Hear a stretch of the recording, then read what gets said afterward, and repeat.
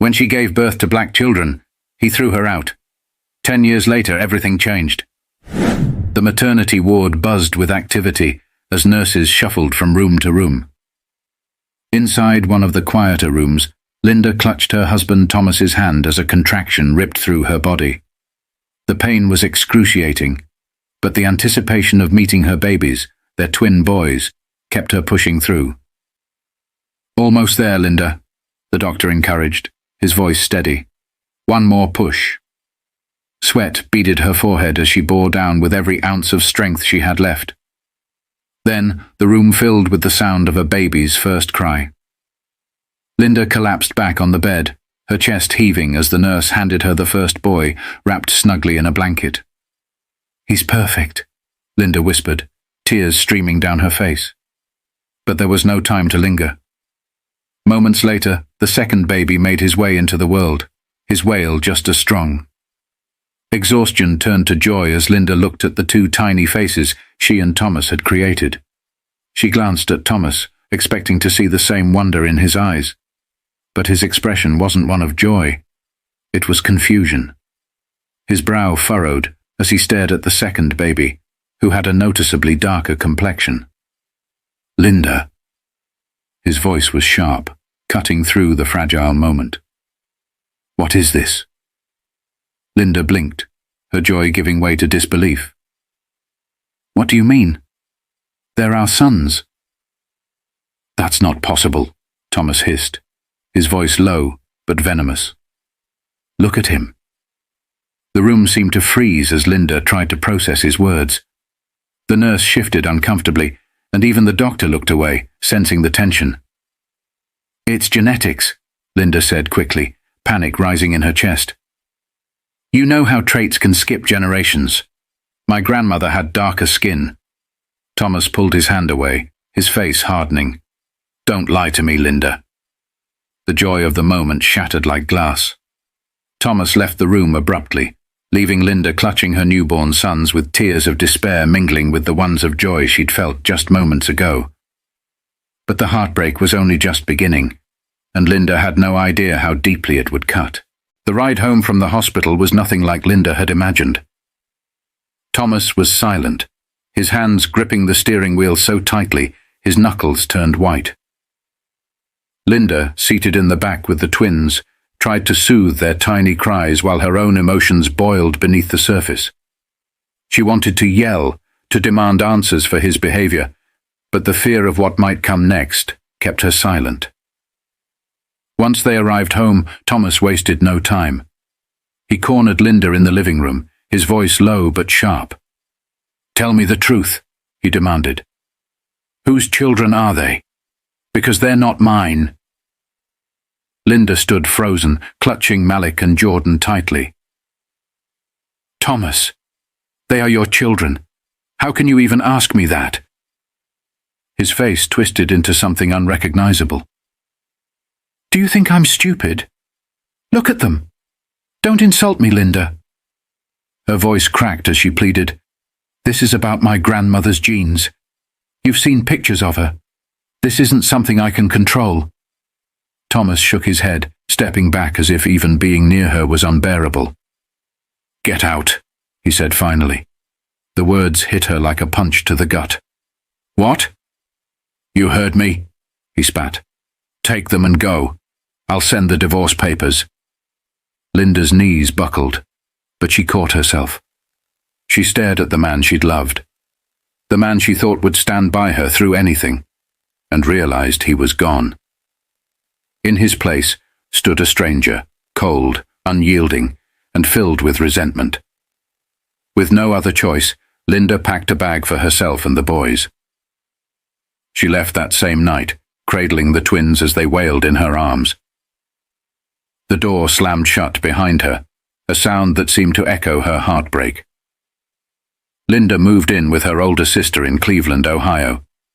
The first few months were a blur of sleepless nights, endless tears, and mounting frustration. Malik and Jordan's cries often mirrored her own, and she wondered how she would ever get through this. But Linda wasn't the type to wallow. Slowly she began to rebuild. She found a small apartment and took on multiple jobs to make ends meet.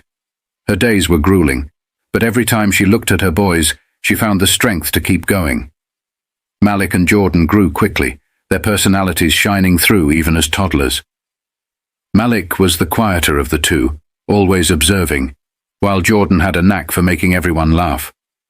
They became Linda's anchor, her reason to keep moving forward even when the weight of the world threatened to crush her. But Thomas's absence was a wound that refused to heal. Malik would often ask, "Why don't we have a daddy like the other kids?" Linda would force a smile and tell them, "We're a team, just the three of us. That's all we need." But deep down, Linda knew the questions wouldn't stop, and she had no idea that the answers were closer than she realized. 10 years passed, but the memories of that day in the hospital never left Thomas.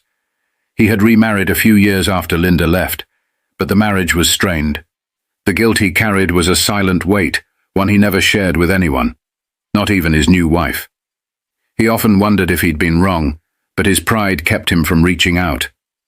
It wasn't until a routine checkup turned into a nightmare that Thomas's world began to unravel. Sitting in a sterile doctor's office in Cincinnati, he listened as the physician explained his diagnosis: early-stage kidney failure. Thomas's heart sank. He'd always been a healthy man, rarely visiting the doctor. Now, he was facing a future filled with treatments, medications, and uncertainty. "Do you have any family history of kidney issues?" the doctor asked. Thomas shook his head. "Not that I know of. My parents passed when I was young, and I was raised by my grandmother." The doctor nodded, scribbling on his clipboard. "It might be worth looking into. Sometimes these things are hereditary." That conversation lingered in Thomas's mind. For the first time in years, he started to dig into his family's history. He unearthed old photo albums, letters, and documents his grandmother had kept tucked away in a dusty attic. What he found stopped him cold. In a faded photograph from the 1930s, his grandmother stood next to a man with dark skin, his arm draped lovingly around her shoulders. Thomas flipped the picture over and saw the scrawled words, "June and William, 1933. William. The name didn't mean anything to Thomas at first, but as he sifted through more documents, he found a birth certificate. William wasn't just some acquaintance of his grandmother. He was her husband. The realization hit him like a freight train. His grandmother had been married to a black man. That meant his own genetic history was more complicated than he'd ever considered. His mind raced back to that day in the hospital, to the accusations he'd hurled at Linda. He had been wrong. Thomas spent the next few weeks grappling with the enormity of his mistake. The guilt he'd suppressed for a decade roared back to life, consuming him. He'd driven away the woman he loved and abandoned his own children, all because of his ignorance and pride. One evening, as he sat alone in his quiet house, he made a decision. It was time to find Linda. But reconnecting wouldn't be simple. He didn't even know where she was, or if she would want to see him. He hired a private investigator, providing the limited information he had: her name, the twins' names, and the city she had moved to after leaving him. Weeks later, the investigator returned with an address in Columbus, Ohio. Thomas stared at the piece of paper in his hands, his chest tightening. He knew this was his chance, his only chance, to make things right. But making amends wasn't just about showing up. It was about facing the pain he had caused and hoping for a forgiveness he wasn't sure he deserved. Thomas sat in his car outside Linda's modest house in Columbus, Ohio, gripping the steering wheel tightly. He had rehearsed what he wanted to say 1,000 times during the 2-hour drive. But now, staring at the front door, his mind was blank. The house was small but well kept, with a basketball hoop in the driveway and a garden bursting with flowers. He imagined the life Linda had built here, a life he hadn't been part of for 10 years. Taking a deep breath, he stepped out of the car and approached the door. When the doorbell rang, Linda appeared with a dish towel slung over her shoulder. Her face froze when she saw him. For a moment, neither of them spoke. "What are you doing here?" she finally asked, her voice a mix of shock and caution.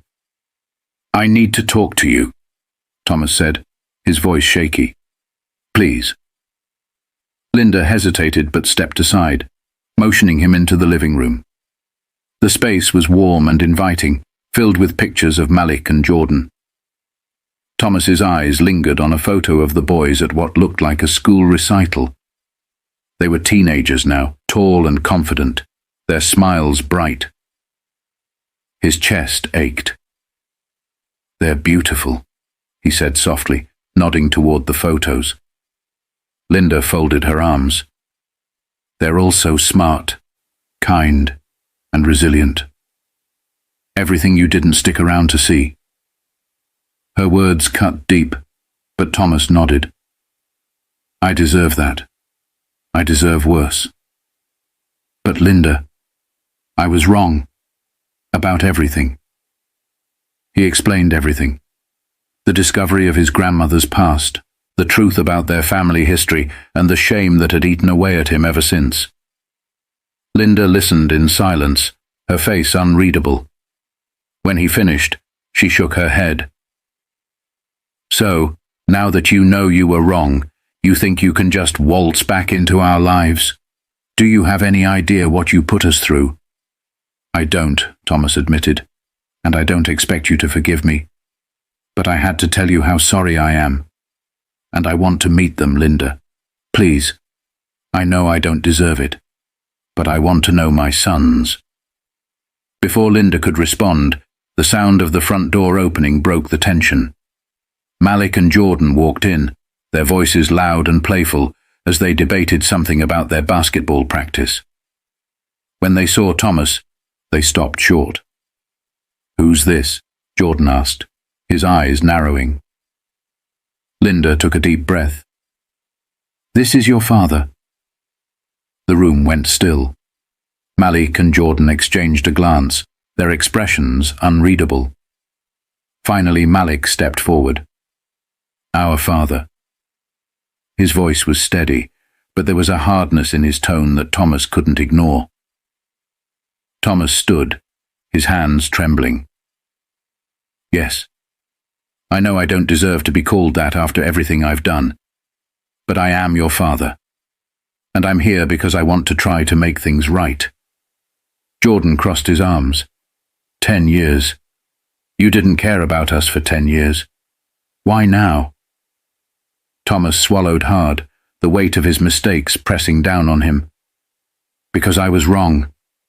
And I was a coward. I let my pride ruin everything. And I'm so sorry." The boys didn't respond right away. Jordan looked at Linda, as if searching her face for guidance. Malik stayed quiet, his gaze fixed on Thomas. "You don't get to just show up and expect everything to be okay," Malik finally said. "You weren't there when we needed you. Mom did everything for us. She's the reason we're okay." Thomas nodded, tears stinging his eyes. "I know. And I can't undo the past. But if you'll let me, I want to try to be here now." The room was heavy with silence. Finally, Linda spoke. "Boys, why don't you go upstairs for a bit? I need to talk to him alone." Reluctantly, they obeyed, casting wary glances at Thomas as they left the room. Linda turned back to Thomas, her eyes flashing with anger and pain. "You don't get to just decide you're ready to be a father. This isn't about you. It's about them." "I know," Thomas said, his voice cracking, "and I'll do whatever it takes to earn their trust, even if it takes the rest of my life." Linda studied him for a long moment before sighing. "They'll make that decision, not me. But if you're serious about being part of their lives, you need to be prepared for how hard it's going to be." Thomas nodded. "I am. I'll do whatever it takes." But earning back his family's trust would be harder than he ever imagined. And the journey was only beginning. The weeks that followed were a delicate dance. Thomas showed up every Saturday, as Linda had agreed, to spend time with Malik and Jordan. At first, the boys kept their distance. They sat stiffly at the dining table during lunches, their responses to Thomas's questions clipped and guarded. Linda often hovered nearby, ready to step in if needed, but mostly observing how her sons handled the situation. Thomas didn't push. He brought small gifts, books he thought Malik might like, basketball gear for Jordan. But he quickly realized that material things weren't the way into their hearts. What they needed was consistency. So every Saturday, he showed up. Rain or shine, he arrived at their door, ready to listen, to apologize again if necessary, and to be present in whatever way they would let him. One afternoon, after weeks of silence, Malik finally spoke. "Why'd you really leave?" he asked, his voice quiet but filled with an edge that made Thomas's chest tighten. Thomas set his coffee cup down, meeting Malik's eyes. "Because I was a fool," he said honestly. "I let my pride and ignorance blind me to the truth. And instead of trying to understand, I ran. I ran from you, from your mum, from everything." Malik studied him, his face unreadable. Then he nodded once, a small but significant gesture. Jordan, on the other hand, took longer. He remained distant, often excusing himself from the room when Thomas was around. But one Saturday, as they were shooting hoops in the driveway, Jordan broke the silence. "You think showing up now makes up for everything?" he asked, his tone challenging. Thomas paused, lowering the ball. "No, it doesn't, and I don't expect it to. But I'm here because I want to try. I want to be your dad, if you'll let me." Jordan bounced the ball a few times, his expression hard. "We don't need you. Mom raised us. She did everything." "She did," Thomas agreed. "And she did an incredible job. I don't want to take anything away from that. I just want to be part of your lives, if you'll let me." Jordan didn't respond, but he didn't leave either. They finished their game in silence, and when it was over he muttered, "Maybe you can come next week too." It wasn't much, but it was a start. For Linda, watching all of this unfold was bittersweet. She saw the effort Thomas was making, and part of her wanted to believe he had changed, but the scars of the past ran deep. One evening, as they sat on the porch while the boys were inside, Linda finally spoke her mind. "You hurt me more than I ever thought possible," she said, her voice steady but filled with emotion. "And I'll never forget that. But the boys deserve to know their father, even if it's taken you this long to step up." Thomas nodded, his eyes shining with tears. "I know I can't erase what I did, but I'm not going anywhere this time. I'll be here for them, no matter what." Months turned into a year, and slowly the walls began to come down. Malik invited Thomas to his high school debate competition, and Jordan asked for his help with a science project. The small moments began to add up, stitching together a fragile but growing bond. On a warm summer evening, the family gathered in the backyard for a barbecue. It was the first time in over a decade that they were all together, laughing and sharing stories. As the sun dipped below the horizon, Malik looked at Thomas and said, "You're not there yet, but you're trying. And I think that matters." Jordan nodded, adding, "Just don't mess it up again." Thomas smiled, his heart full in a way it hadn't been in years. "I won't. I promise." For Linda, it wasn't about forgiveness. It was about moving forward. Watching her sons begin to heal gave her a sense of peace she hadn't felt in years. Sometimes, redemption isn't about erasing the past. It's about owning it and working toward a better future. And for Thomas, Linda, Malik, and Jordan, that future was finally within reach. This story reminds us that pride and ignorance can shatter relationships, but accountability and perseverance can pave the way for healing. It's never too late to make things right, if you're willing to put in the work and face the pain you've caused. If this story moved you, don't forget to like, share, and subscribe for more stories that inspire, challenge, and connect us.